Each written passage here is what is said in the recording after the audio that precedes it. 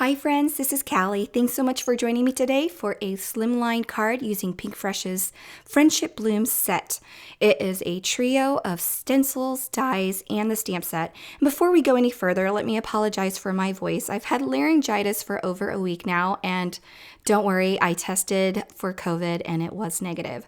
So I'm on the mend, but this card needs to be shared, so we are going to go ahead and dive right in. I'm going to start with the very first stencil here, and these stencils are labeled with 1 through 5, so you know which one to start with.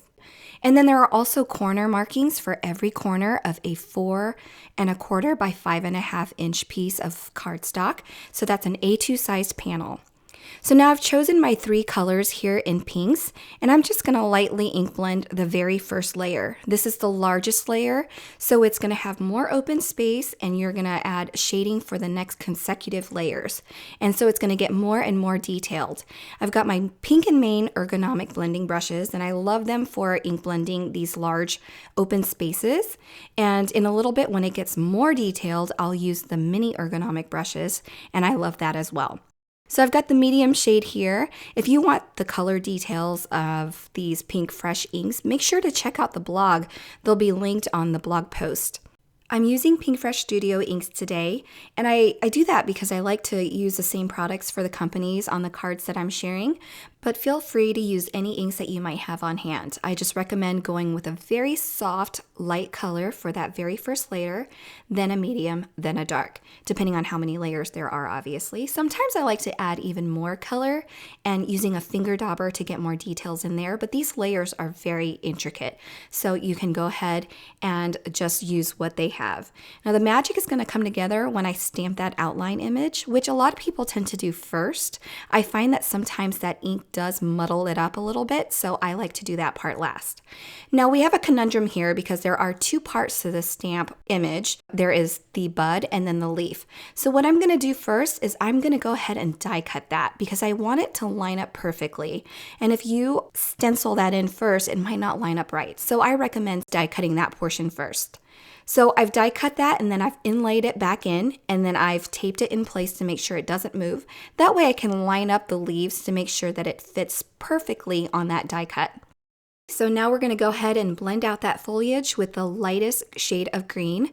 And if you haven't noticed, I want to point out that I like to use the back of my ink pad lid to kind of work in that ink into my bristles. I find that that creates a really, really smooth blend. And when I'm done, I can just flip it over and cover up my ink pad, and I don't have a mess to wipe up. Okay, so now we have the more detailed layer of the foliage. So I'm going to switch to a mini ergonomic brush. That way I can get into the smaller portions of those nooks and crannies and get more detailed work done without overusing that larger area on the regular sized blending brush. I really love how detailed these layers get, and it adds all of the shading for you so you don't have to add extra shading, which I like to do most of the time. But I don't have to do that with this set because it's already so detailed. All right, so I'm going to peel that away, and we have these beautiful images.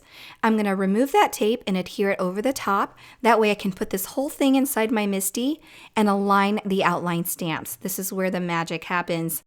I'm going to line up what I can and stamp in 2 batches because these images are quite close together. When we stamp this, you're going to see these blooms come to life. And I just think it adds so much depth to the cards. You could leave it as is for a no-line look, but I really think these outlines on this particular stamp set is very fine, and it creates just the most detailed colored images. And it really brings those shades to life as well. So much detail, don't you think? I think this outline is just magnificent. These images are illustrated by Alex Siberia. She's super talented and has lots of floral images that she designs for several companies as well as her own. Okay, so now I'm going to die cut all of these images out, and they die cut beautifully.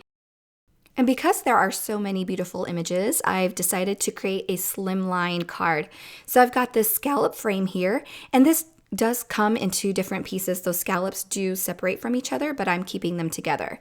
And then for further texture, I wanted to add the diagonal stitched plaid in the background. What I'm doing now is strategically adding strips of foam tape over the line where these two scallop frames meet so that they stay adhered together. And then that way I can add lots of dimension to that plaid background panel.